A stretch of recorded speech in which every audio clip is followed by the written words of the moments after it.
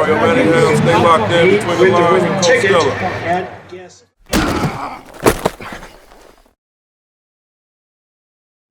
You know it, bro.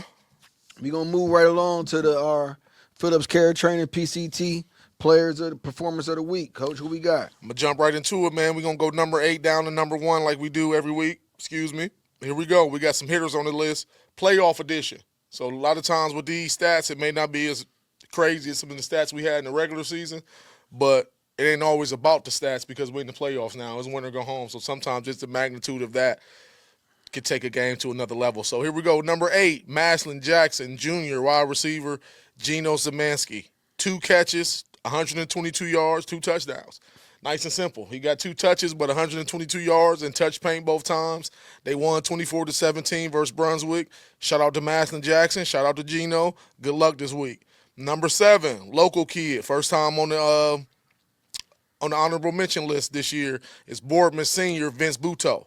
He had 197 total yards and 2 touchdowns in the Boardman upset. And nobody had Boardman winning week 1 in the playoffs. They won 38-28 versus Riverside. Shout out to Vince and his brother. Been doing a good job carrying the offense all year. Old school, methodical type of offense, but it works for them. As long as it works for them and they getting wins and they playing good football now at the end of the year, that's all that matter. Shout out to Coach Doda and his staff. Shout out to my guy, Coach Caputo over there. But the staff is doing a great job. Boardman got a big-time upset win in Week 10 versus Canfield. They kind of carried that momentum into last week and got a playoff win, 38-28 versus Riverside. Number 6, Malvern Senior running back Julius Gore. Julius had 24 carries, 221 yards, 2 touchdowns. They won 34-0 versus Ashtabula St. John's. Nice and simple and plain. Shout out to Julius. Julius been having a good year and a good career, so shout out to Malvern. Good luck next week and keep doing your thing. Number 5 is a kid we'll get to see this Friday, and that's Green Senior running back DB Evan Reed. Evan had a very versatile all-around game. 5 catches, 73 yards, 2 touchdowns. He also had 70 rush yards, and defensively he gave you 2.5 tackles for loss and an interception in a big-time 21-6 win versus Garfield Heights, which was an upset. Green came in as a lower seed. Garfield Heights was at home. Green went on the road, went in their home, and got the win. And it was led by Evan Reed. Had a big-time game offensively and defensively. He was all over the field. So shout out to Evan. Can't wait to see you Friday up close and personal, baby. Number 4, Rocky River junior athlete Tristan Hughes. Tristan had a big-time game in a 20-15 win versus Midview. Tristan had 11 catches, 102 yards and a touchdown. Also had 44 rushing yards, 2 more touchdowns. So offensively, he had 146 total yards, 3 touchdowns. And then on defense, he gave you 9 tackles in the TFL. The kid was getting it done all night. It's the reason why we see as a junior he's already committed to Syracuse University. I've been keeping my eye on this kid for about 4 or 5 weeks now, ever since he came on my radar and I learned about him. The kid is a big-time athlete. He can do it at running back, receiver, and safety for the most part. So shout out to Tristan and shout out to Rocky River. Congratulations and good luck next week. Number 3, Nordonia senior kicker Riley Edgehouse. Riley had a big-time game in a 27-14 win versus Twinsburg. We watch football, so we know how important. We watch, we play, we coach, so we know how important special teams and kickers are. Since we've been doing this show in 3 years, we done been at some games with some big-time kicks or big-time missed kicks. So we know how important the kicker is, especially in the playoff game. So shout out to Riley. Riley had the go-ahead game-winning 30-yard field goal. He also had another 41-yard field goal in the fourth quarter. So his number was called twice in the fourth quarter in the playoff game, 2 for 2, one of them being the game winner. I got to salute that. Shout out to Riley. Big-time kicks, way to be clutch, way to be Kobe. And good luck to Nordonia next week in their playoff in the next playoff game, and hopefully they get it done. Number 2, I talked about this guy, bro, in the stelloscope, and that's Maple Heights senior athlete Mike Banks. Mike had a total of 19 touches, so that's rushing and catches, returns for 244 yards and 3 touchdowns in a big 42-33 win versus Chardon. A lot of people didn't think Maple Heights would be able to beat Chardon. They thought Chardon would slow the game down, methodically beat them up, wear them down over 4 quarters, kind of like we was just talking about with Poland, and see if Poland can do the Liberty. A lot of people had that thinking with the Chardon and Maple Heights game. And Maple Heights came out and put up 42. It helps when you got Luke Anslover back at quarterback. So now you got Mike Banks. I could play him at his natural spot with his receiver, or I could put him in the backfield next to Luke. Or I could put Luke out at receiver, and I could snap it to Mike and let him be Wildcat and go to work. And he did his thing. Coach Shaq Washington said he told him, it's going to be times in this game I'm going to need you to really carry your football team and take us to a win, and he did that. 19 touches, 244 yards, and 3 touchdowns. I think he answered the bell from what the coach's challenge was. So shout out to Mike Banks, man. He ain't big in stature, but he big in game. I like your game, baby. Keep doing your thing, and good luck this week. And number one, our PCT Peak Performer of the Week is Berea Mid-Park Junior quarterback Dylan Papleshak. I don't know if you've seen these numbers, L, but brace yourself. In the playoff, Division I playoff game, this kid went 27-36, 437 yards, and 7 touchdowns. And they won 48-24, so it's not like it was a 65-3 type of game where it was wasted calorie stats. No, they needed every bit of these plays, every yard, every touchdown. And shout out to that kid, man, to have that type of game in a playoff setting. That's something him and his family and his teammates going to remember forever. And it's something we definitely here at Between the Lines with Coach Stella going to remember forever also.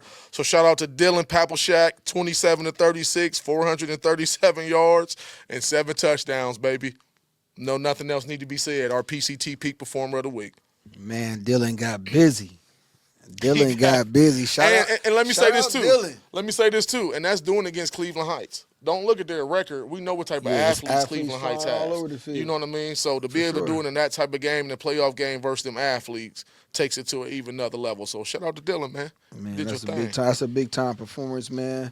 Congratulations on being our PCT Peak Performer of the Week. Shout out to everybody who made honorable mention. No doubt. A lot of ballers out there. It's getting cold. I see it's a lot of running backs. Yeah. It's a lot of The weather changed a little bit. Defensive players and running backs. For sure. And shout out to our amazing sponsor, man. And shout out to the kicker, too, no doubt. man, for making the list. But, yeah, definitely shout out to our sponsor, man, No doubt. PCT. You know Dylan, be checking the mail, baby. Sending something to you, Dylan. Man. So, Coach, just take us to the money, man. Let's not be hasty. Okay, I'm going to jump right into it, bro. Let's jump right into the money. Like L say every week, we only talk about good money. We don't talk about no bad money. So here we go. I got 5 on the list this week. Let's jump right into it. Number 1, Maslin Jr., DB, safety, Braylon Gamble, 6'2", 190 pounds. I ain't going to lie. Out of all the 3 years I've been doing the Stella Stock Report, bro, 2 years, sorry. The 2 years we've been doing the Stella Stock Report, this is the most surprised I've been that a kid doesn't have offers. So that's going to change quickly. That's how highly I think of this kid as a football player. He is getting interest from Kent State and Toledo. I wouldn't be surprised if they offer any day now. When you watch this kid play on film or in person, he checks almost every box you want in the safety. Number 1, he checks the eye test. He legit 6'1.5", 6'2", 190 pounds. He's very good versus the run. He can feel the alley, and when he come feel the alley, he coming with bad intentions. He's also a secure tackler, though. You know, most of the time you got big hitters, they miss a lot of tackles. Or a lot of times when you got secure tacklers, they can't give you no thump on the tackle when you need a little extra thump on 4th and 2 or whatever it may be to make sure the ball carrier don't get no forward momentum. He could do both, and that's something that you love to have in a safety. That's a safety that could be a thumper but also a secure tackler. That's like double bonus money right there. And pass coverage, he's shown he could play deep middle close, so he could play the deep middle close and cover 1 or cover 3. He also I seen 2 weeks ago against Canton McKinley, I seen that he could play off the hash. He played off the hash, got over top of a fade ball or a post, made the play, intercepted it at his highest point, which is something I'm always looking at with defensive backs. It's one thing to catch an interception, and I could catch it like a lollipop, but can I catch it in tight coverage and go up and play it at the highest point, a la like going to get a rebound in traffic? That's what I'm looking for when I'm looking at any defensive back. Can you play the ball at the highest point? And that kid can do that. At a legit 6'2", 190 with his instincts and his playmaking ability, I feel like the future is bright for this kid. I know his first offer can come any day now. If I know of Kent State, and I know somebody at Kent State and Toledo is probably pounding the desk talking to coach every week saying, we got to offer this kid, and it's going to come. I can see this kid being a Tier 2 recruit. Depending on how good he runs at camps, I don't know if he runs track, but depending on how good he runs at camp, he may be able to be a Tier 3 recruit. And the kid check all the boxes. We've seen him in person a couple times, and I'm a huge super fan of his game. I like his game, and the kid can play. So shout out to Braylon. Keep doing your thing, baby. Number 2, Kirtland senior athlete, Jake Laverde, 6'2", 200 pounds. Right now, Jake doesn't have any offers right now. Jake been pretty much the leader in the face of the program at Kirtland for 3 years now. We know what type of program they have, what type of winning tradition and culture they have. But he's been one of the best players in Kirtland history. A winner, a leader. He's the son of a coach, so he checks all the intangible boxes. But physically, this kid don't get a lot of credit for what he could do physically. I feel like people just look at him because Kirtland is Division VI, and they just say, oh, it's Division VI. And I don't like that because I didn't like that a la when we had Cam Holloway when I was coaching at JFK, and we had Cam Holloway. And we would talk to some of these college coaches, and they would say, oh, I don't know if he's fast enough, or I don't know if the competition is good enough. And shout out to my guy Cam, went to Walsh, 2-time Defensive Player of the Year, now transferred to Ohio University for his last year and been making plays there in the MAC. So I feel like this kid give me that same type of vibe. He passed the eye test also, 6'2", 200 pounds. He could run, he's tough, he could tackle. He's the son of a coach and a quarterback, so you know he has a high football IQ.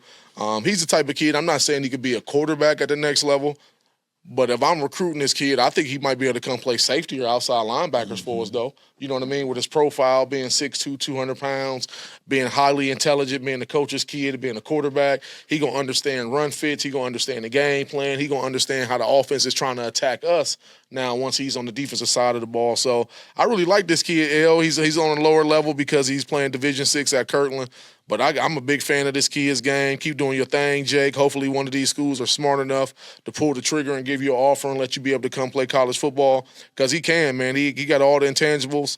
And sometimes when you say a kid has intangibles, people think he doesn't have the physical aspects that he needs. You know, he do. The kid is 6'2", 200 pounds. He can run. He's strong. He's tough. He's smart. And then you add on top of that him being able to be a coach's son and a quarterback for 3 years, leading a winning culture that wins state championships almost every year. You know what I mean? So that's a kid I would have to have on my board and have to recruit if I was in the college office. So shout out to Jake, baby. Keep doing your thing. You had a hell of a career. Number 3, one of our favorite players here is St. Joe's senior wide receiver DB, Savion Lewis. 6 foot, maybe close to 6'1", 175 pounds. He got 11 offers, Bowling Green, Dartmouth, and Yale. I wanted to mention Dartmouth and Yale because that let me know the kid has a high academia. His grades are good. His test scores is good, and he's taking that side. He's taking the classroom seriously, so that even speaks to me as a recruit. That's the type of kid I want. And his biggest offer coming from North Carolina. The kid is he took his game to an even another level this year as a senior year. Offensively and defensively. When you watch him on offense, you can see the explosiveness and the ball skills. He had a crazy one-hand catch a couple weeks ago on the sideline, keeping his feet in. But he also got a couple short passes and a couple punt returns where he's taking them to the crib. So you can see his long speed and his explosiveness. And defensively, we always liked him as a corner here. But the thing I like this year, L, is the coaches is doing a good job letting him show off his versatility. When you watch his film from this year, he's playing some nickel. Now, it's probably matchup based. That's probably playing against the team's best receiver. But he's showing I can go in there. I can play in there, too, and lock up and make plays. Also seen him playing deep, one high, middle close safety and making an interception and taking it to the crib. So what the kid is showing me is he's an all-around defensive back. Yeah, straight, yeah. If you need him to play corner, he can play corner. If you need him to play field corner, he can play field corner. Need him to play nickel? Yep, I could do that, coach. If you need me to play free safety, I could do that and turn it into backyard football, see ball, get ball, and take it to the house. So this kid is a baller, man. He's long, athleticism, he got speed. And this is the type of kid we've been seeing him progress since the first time we seen him play in person last year till we seen him in the summertime at the elite camp at the Next Generation Youth Elite Camp in Cleveland. And now he's taking it to the season, balling out. So he's showing the proper progression you want to see in the college football player. I think he's a tier-3 recruit. And I won't be surprised if come last week in November, first week of December, some bigger schools call and try to steal him before the signing day. So shout out to Savion, kid is a special player. Keep doing your thing. Number 4, Hickory Jr. running back, Kelvin Morrison. 5'11", 175 pounds, 15 offers. Some of his biggest offers are West Virginia, Wisconsin, Tennessee, Missouri, Florida, Ohio State, Miami, Indiana, Penn State. Kid is explosive. We seen him in week 1 in person. You know what I mean? And the kid can hit his head on the goalpost anytime he touched the ball. He's explosive. But the thing I like about him is he knows how to run the ball, though. You know what I mean? Most speed dudes or explosive dudes, He just want to get the ball and go and just run real fast and just hurry up, get to the edge or hurry up. He actually got patience to his game. He lets his blocks, he sets his blocks up good, He could be slow too fast through. And whenever he stick his foot in the ground and ready to hit that hole, he can hit his head on the goalpost at any time. He also can catch the ball out the backfield. He could be a dynamic kick returner also. He's the type of kid I can see a college coach saying, let's just recruit the kid as an athlete and let's just try to get him on campus because he can be a running back. If we can get him up to 190, 195, he could be a running back. Mm-hmm. If we can't get him up that big and not, he could be a corner. He could be a safety. He could be a kick returner. The kid is just a football player. I love his athleticism. Only thing I'm curious about is just how bigger can he get? How much bigger can he get? Mm-hmm. But if he can continue to get closer to 185, 190 pounds, just for next year's high school season, watch out, man. Good luck trying to tackle this kid. I know he's close to 2,000 yards, over 20 touchdowns. I know we interviewed him before the year, and he said my goals are 2,000 yards and 20 touchdowns. Of course, that was after him wanting to win the District 10 and win the state championship. So I want to put that out there like the kid's goals was individually based. They were not. His first goals was to win District 10 and win the state championship, and his individual goal was to rush for 2,000 and get 20. So, Kelvin, keep doing your thing. He's also a really, really humble kid. If you get to know this kid and talk to him, he's really humble. When you meet him and talk to him, you don't get the feel that this is a 4-star kid with 15 offers for some of the biggest programs in the country. He's real humble. But his game does a lot of talking. He is. Don't get his humbleness fooled. When he step on that field, he turned into savage mode, but he's a humble kid, and shout out to his parents and his village for doing a good job raising that kid. And I know the people in Hickory know how special Kelvin is, so keep doing your thing and good luck this week. And last guy we got on the list is Warren G. Harding, senior linebacker Tyler Smith. 6 foot, 210 pounds. Right now, Tyler doesn't have any offers. That could change at any time. I know he's getting some interest from Ashland. I felt like Tyler had a good senior year. I felt like he played his best football this year. Of course, Tyler is my little cousin, but I've been watching Tyler play varsity-wise since he's been a sophomore. So I've been able to watch him and track his progress, and he got better and better every year. The number one thing I like about him is his passion. He loved to play football. You know what I mean? On Friday nights, he's one of the kids I look at, and I know for sure he there to play, he there to win, and he loves Friday nights. He loves football. He ain't just out there being one of them kids who love what football brings to him. He brings good energy, good passion. And shout out to Coach Ongaro. Coach Ongaro do a good job of letting Tyler play freely. Right now, Tyler is not at his best just being a stack and stand linebacker, meaning I just play off the ball, I read my guard, read my triangle, try to fight through these big linemen and get to the ball carrier. He's not at his best doing that right now. That's something that he need to work on. But what he is at his best is if he's on the move and it's one-on-one between him and the offensive lineman, going back to his basketball background, his short area quickness, it's just like crossing over a big guy. He going to beat this lineman and he going to get to the ball, and he got good closing bursts to the ball.